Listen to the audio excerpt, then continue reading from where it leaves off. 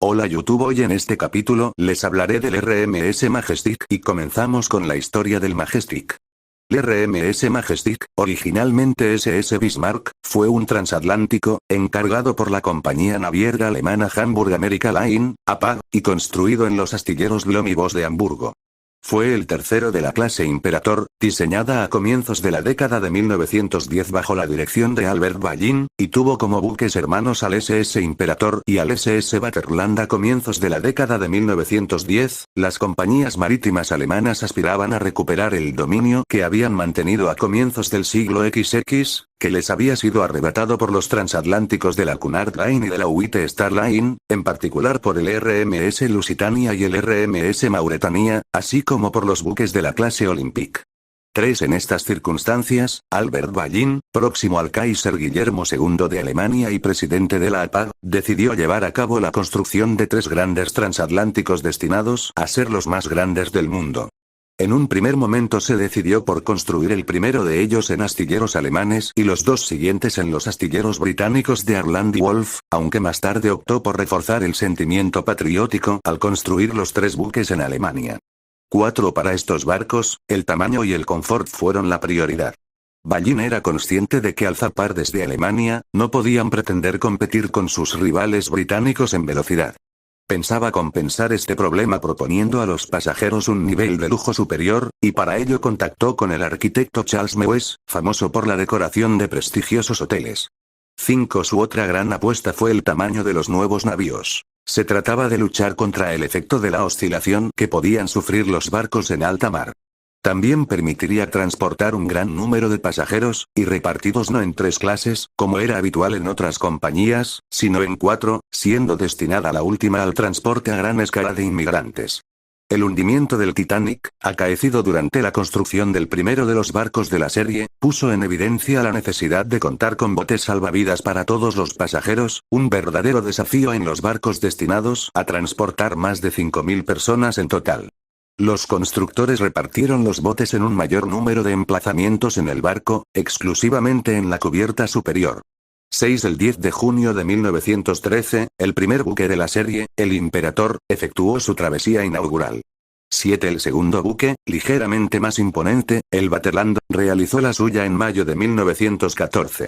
El último barco del trío se llamó Bismarck, en honor del canciller Otto von Bismarck. Su quilla comenzó a construirse tras la botadura del Vaterland, en la primavera de 1913, en los astilleros de Blohm y Voss de Hamburgo. El proyecto inicial preveía que el Bismarck fuera de diseño similar al Vaterland, que difería a su vez del Imperator en numerosos aspectos, notablemente en el hecho de que los conductos de sus chimeneas no descendían hacia el centro del barco, sino que se repartían en tuberías de menor tamaño a través de los flancos del buque, permitiendo unos espacios interiores de mayor tamaño. Sin embargo, durante el curso de su construcción sospecharon que el RMS Aquitania, que Cunard debía poner en servicio en la primavera de 1914, tendría un mayor tamaño. Esto impulsó a la compañía alemana a colocar una figura con forma de águila en la proa del Imperator, a modo de mascarón, con el objetivo de añadir unos metros preciados a la eslora del barco. Se decidió también aumentar la eslora del Bismarck en 6 pies, 1,83 metros. Estos 6 pies serían excesivamente costosos, dado que supusieron una revisión completa de los planos del barco y la implementación de 2 acoples en el centro para permitir dicha modificación de la estructura. Son además costosos ya que el Aquitania no amenazaba en realidad a la clase Imperator por su eslora. Pero permitieron al Bismarck mantenerse como el barco de pasajeros más grande jamás construido hasta la terminación del SS Normandia en 1935. La condesa Anna von Bismarck, hija de Otto von Bismarck, fue la encargada de bautizar el barco durante su botadura el 20 de junio de 1914, en presencia del Kaiser Guillermo II. Los 2 navíos precedentes habían sido bautizados por el Kaiser y el príncipe Ruperto de Baviera. El Bismarck fue el único barco de su clase en ser bautizado por una mujer. Sin embargo, a pesar de que toda la ceremonia estaba planificada siguiendo una estricta precisión, la condesa no consiguió lanzar la botella con la suficiente fuerza para romperla contra el casco. El Kaiser tuvo que apresurarse para atraparla y lanzarla de nuevo sobre el casco ya en movimiento. Por ello, finalmente los 3 transatlánticos de la APAC fueron bautizados por hombres, a pesar de que esta tradición estaba destinada habitualmente a las mujeres. Pocos días después de la ceremonia, el atentado de Sarajevo contra el archiduque Francisco Fernando de Austria desencadenó la Primera Guerra Mundial en Europa. El personal de los astilleros fue requisicionado para contribuir al esfuerzo de guerra, y los trabajos cesaron en el barco. El inicio de las hostilidades paralizó la finalización del buque, el cual sin embargo ya estaba bastante avanzado pero no completamente equipado, y no se reemprendería hasta el final de la guerra. Una parte de los materiales previstos para su construcción fueron igualmente destinados a otros proyectos. Reparaciones de guerra y cambio de destino militar. Durante la Primera Guerra Mundial, las compañías marítimas británicas vieron cómo sus barcos contribuían al esfuerzo de guerra, y perdieron varios de ellos. Debido a que la guerra fue desfavorable para Alemania, el Tratado de Versalles impuesto por los vencedores obligó a los germanos a ceder algunos de sus barcos para sustituir la flota perdida por los británicos en concepto de compensación de guerra. De este modo se selló el destino de los tres grandes transatlánticos ideados por Albert Ballin. El Vaterland fue requisado por los estadounidenses durante el conflicto y se mantuvo en su poder una vez finalizada la guerra, rebautizado como Leviathan. En cuanto al Imperator y el Bismarck, ambos fueron asignados a la Cunard Line y la White Star Line, dueños a partir de entonces de la mitad cada uno. El primero cambió de nombre a Berengaria y fue entregado a la Cunard. El segundo, aún en construcción, fue entregado a la White Star. Pocos años después, en aras de una mayor sencillez, cada empresa se convirtió en único propietario de la nave que explotaba comercialmente. 14. La Cunard Line, principal rival de la White Star, había perdido el Lusitania en 1915, hundido por un submarino alemán. Pero tras la guerra, pudo restablecer rápidamente su supremacía en el transporte de pasajeros a través del Océano Atlántico en menos de un año, con un servicio semanal de 3 buques hacia Nueva York. El Mauretania, el Aquitania y el Berengaria, este último en compensación por la pérdida del Lusitania, ya navegaban de nuevo por el Atlántico como si la guerra nunca hubiera sucedido. Cunard había perdido uno de sus buques insignia, pero la flota de la White Star había sufrido pérdidas mayores. El HMHS Britannic, buque gemelo del RMS Titanic y del RMS Olympic, se había hundido en 1916 por una mina en el canal de Kea, en aguas griegas, y el RMS Oceanic también se perdió en 1914 tras encallar en la costa. Debido a esto, la compañía heredó varios buques germanos. 15. Sin embargo, los barcos alemanes asignados a la White Star, el Bismarck y el SS Columbus, aún no estaban completados. La construcción del Bismarck todavía debía continuar en los astilleros Blohm y Voss en Hamburgo, donde se había estancado durante 5 años. Los nuevos propietarios, sin embargo, enviaron expertos del astillero de Harland y Wolff, los constructores habituales de la White Star, para supervisar el progreso de los trabajos. 1 millar de trabajadores, luego duplicado, fueron movilizados. Los trabajos no obstante fueron realizados de mala gana, deliberadamente ralentizados e incluso saboteados. Los nuevos propietarios solicitaron modificar la propulsión original del buque, alimentado mediante calderas de carbón, para consumir gasoil, más económico. Los rumores de sabotaje por parte de los trabajadores alemanes surgieron cuando se produjo un incendio el 4 de octubre de 1920, sin consecuencias graves, y los materiales no siempre llegaban tan rápidamente como se esperaba, pero las obras continuaron. 16. En febrero de 1921, se confirmó la atribución del buque a la White Star, y su nuevo nombre fue rápidamente anunciado: Majestic, en referencia a un barco anterior de la compañía. Las chimeneas de la nave fueron instaladas entre finales de mayo y principios de junio de 1921, y el trabajo se concentró en los interiores. Una vez más, se realizaron cambios significativos con respecto a la distribución de los pasajeros. Para adaptarse a los nuevos flujos migratorios, menos importantes que unos años atrás, se eliminó la cuarta clase, y el barco fue diseñado para llevar menos de 1000 emigrantes y un total de poco más de 2000 pasajeros, lejos de los 4000 concebidos para el Imperator. 17. Los trabajos en el barco finalizaron el 28 de marzo de 1922, y fue entregado bajo su nombre original, Bismarck. Cuando el capitán Bertram Fox Hayes y los oficiales de la White Star Line acudieron a Hamburgo para asistir a sus pruebas de mar, se sorprendieron al descubrir las chimeneas del buque pintadas con los colores de la APAC. Los camarotes más lujosos del navío por su parte habían sido decorados para permitir a la familia imperial alemana realizar el crucero de la Victoria, algo bastante incongruente a la vista de los acontecimientos recientes. 18. Por último, el comandante Hayes descubrió que su camarote se encontraba deliberadamente en malas condiciones de salubridad.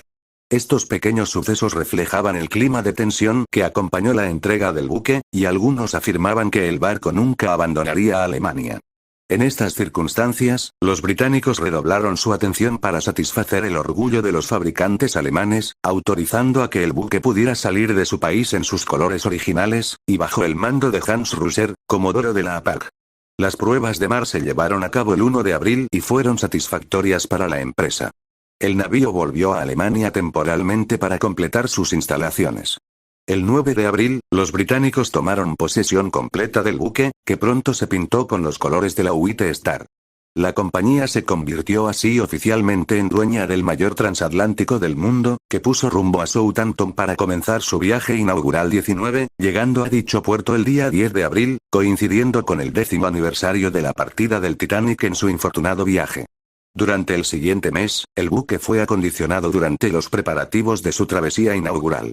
La White Star Line lo reacondicionó con los colores y el lujo característico, renombrándolo como RMS Majestic, realizando su viaje inaugural el 12 de mayo de 1922 en la ruta Southampton-Cherburgo, Nueva York. 20. La travesía inaugural del Majestic transcurrió sin incidentes. Los pasajeros no obstante no fueron muy numerosos, 655 en total, y la velocidad del barco fue inferior a la esperada. Los periodistas se agolpaban por miles para presenciar su llegada a Nueva York.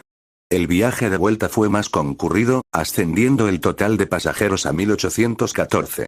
21. El Majestic se unió así al veterano RMS Olympic, todavía uno de los barcos más estilosos en la ruta del Atlántico Norte, y el también recién estrenado RMS Homeric, otro navío alemán recuperado tras el conflicto, para completar un triple servicio semanal, en competición directa con los barcos de la Cunard del RMS Mauretania, el RMS Aquitania y el RMS Berengaria, ex Imperator, y gemelo del Majestic. De los barcos asignados a la ruta del Atlántico Norte, el Homeric es el más problemático de los tres, al ser más pequeño y lento, lo que redundaba en la regularidad del servicio, aunque los tres barcos gozaban de una buena popularidad desde el punto de vista de la velocidad. El Majestic y su barco hermano, el SS Leviathan, puesto en servicio por la naviera United States Lines, no estaban destinados a capturar la banda azul, mantenida desde 1909 por el Mauretania. Sin embargo, la amenaza que representaban fue suficiente para que Cunard retirara este navío del servicio para remodelar a fondo su sala de máquinas y preservar así su superioridad. 23. Los dos barcos hermanos de origen alemán fueron pronto enfrentados para saber cuál de ellos era más rápido. Aunque aparentemente el Majestic efectuó la travesía más rápida, en 1925 el Leviathan se tomó la revancha al poseer una velocidad media más alta en la totalidad de su carrera. El comportamiento de ambos buques variaba muy poco. 24. La competición se realizaba igualmente en el terreno del tamaño. Con el fin de poder congratularse con el título de barco más grande del mundo, los propietarios del Leviathan calcularon su tonelaje siguiendo un método poco habitual, para incrementarlo artificialmente. No obstante, el Majestic siguió siendo el más grande e imponente de los dos. 25. El Majestic fue el navío que transportó más pasajeros en 1923, 26 y gozaría de gran popularidad como el transatlántico más grande del mundo, hasta la aparición del Normandia en 1935. En adelante se revelaría más popular que sus competidores directos, entre otros el Leviathan, el Berengaria, el Aquitania, el Mauretania y sus propios compañeros de ruta, el Olympic y el Homeric. Su clientela habitual y los miembros de la tripulación lo apodaron con el sobrenombre de Magic Stick 27, un juego de palabras por la similitud entre el nombre en inglés de varita mágica y el nombre del buque. 28. Su prometedora carrera, no obstante, no estuvo exenta de incidentes, entre los que destacan una colisión con el Berengaria a finales de 1922, sin consecuencias graves. 29. Sin embargo, el incidente más grave al que tuvo que enfrentarse el Majestic tuvo lugar en diciembre de 1924, cuando durante una de sus travesías se formó una gran fisura de unos 30 metros en su superestructura, tras un fuerte ruido descrito por los pasajeros como un disparo de cañón. Tuvieron que realizarse importantes reparaciones para consolidar la estructura del navío, y a pesar de ello permaneció en vigilancia. El Leviathan tuvo problemas similares algunos años más tarde. 30 A finales de la década, el buque sufrió numerosas reformas, notablemente en 1928, con el fin de adaptarlo al descenso del número de viajeros en la ruta del Atlántico Norte. Al igual que en otros navíos de la época, la solución consistió en la reforma de sus acomodaciones de tercera y segunda clase para acomodar a la nueva clase turista. 31 La situación financiera de la White Star empeoró a comienzos de la década de 1930, como consecuencia de la crisis tras el crack de 1929 y la Gran Depresión. A pesar del éxito del Majestic y el Olympic, la compañía tuvo que adaptarse a las nuevas circunstancias. 32 Ambos barcos comenzaron a alternar su servicio regular en la ruta del Atlántico con cortos cruceros, realizando cortas estancias de 3 o 4 días en Canadá zarpando desde Nueva York. En esta época, la prohibición seguía en vigor en Estados Unidos, por lo que el buque también efectuaba travesías sin destino alguno, con el fin de permitir a sus pasajeros norteamericanos beber alcohol fuera de sus aguas territoriales. A comienzos de la década de 1930, el Majestic comenzó a sufrir pequeños incendios de forma cada vez más frecuente, debido a una instalación eléctrica de mala calidad, que cada vez era más obsoleta. De hecho, estos incidentes eran igualmente frecuentes a bordo del Berengaria, con efectos a menudo devastadores, aunque los problemas fueron más limitados en el Majestic. Otro defecto que amenazaba la carrera del buque eran sus problemas estructurales, que seguían manifestándose en forma de pequeñas fisuras y de grietas en la zona ya afectada por la rotura de la superestructura en 1924. 33 La situación de la compañía seguía empeorando, aunque el Majestic volvió a figurar en primera plana en 1932, cuando transportó a la delegación británica de Reino Unido a los Juegos Olímpicos de 1932 en Los Ángeles. La situación de las compañías navieras británicas siguió empeorando, y el gobierno presionó para lograr la fusión de la White Star y su rival Cunard, que formaron la Cunard White Star Line para hacer frente a los problemas económicos, fusión que tuvo lugar en 1934. A pesar de estos problemas, el Majestic figuraba entre los navíos a ser conservados tras la fusión, 34 por lo que continuó prestando servicio durante un tiempo. En octubre de 1934 se vio sorprendido por una fuerte tempestad, que rompió los cristales del puente de mando, hiriendo a un oficial y al último comodoro de la compañía, Edgar J. Trant, que tuvo que ser hospitalizado durante 5 semanas y no navegaría de nuevo. 35 Por entonces se planteó de nuevo la cuestión de la conservación del Majestic. La Cunard White Star disponía de un gran número de barcos excedentarios, y un nuevo buque insignia debía entrar en servicio en 1936, el RMS Queen Mary. Se hicieron fuertes esfuerzos para tratar de limitar los gastos de explotación del Majestic.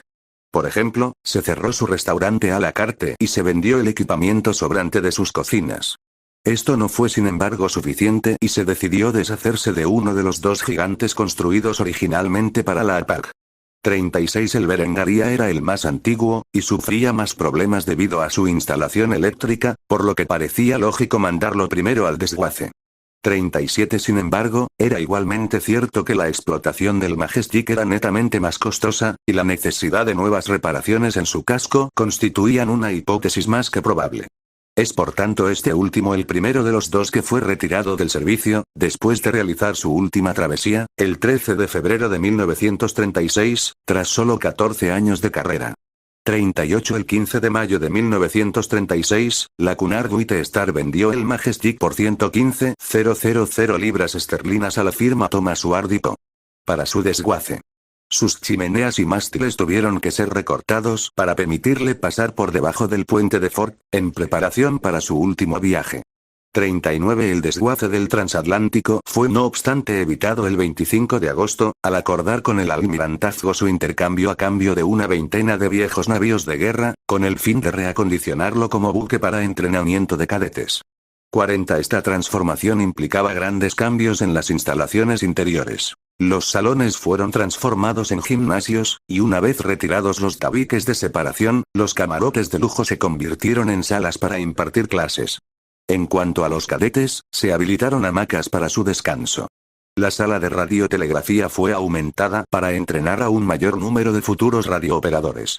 Se instalaron asimismo cañones antiaéreos para el entrenamiento. 41 Solamente la piscina de estilo pompeyano se mantuvo inalterada.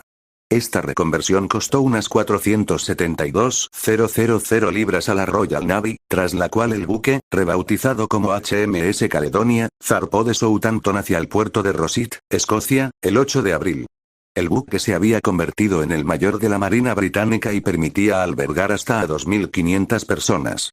42 Comenzada la Segunda Guerra Mundial, los cadetes del Caledonia fueron redestinados y el buque pasó a la reserva a la espera de una decisión por parte del almirantazgo, que planeaba convertirlo en buque para el transporte de tropas. Permaneció así hasta el 29 de septiembre de 1939, día en que se incendió debido a uno de los recurrentes fallos eléctricos en un muelle de Rosyth, hundiéndose en aguas someras y dándose definitivamente por perdido. 43 Permaneció en dicho lugar hasta que fue vendido de nuevo en 1940 a Thomas Wardico, quien se encargó de su desmantelamiento a partir de 1942. En julio de 1943, el casco del buque fue reflotado y remolcado a puerto para la finalización de los trabajos de desguace. Bien, ¿qué te pareció la historia del Majestic? Espero y les haya gustado la historia del RMS Majestic. Próximo capítulo conoceremos el Queen Mary. Hasta el próximo capítulo, comparte, suscríbanse y deja tu me gusta. Adiós.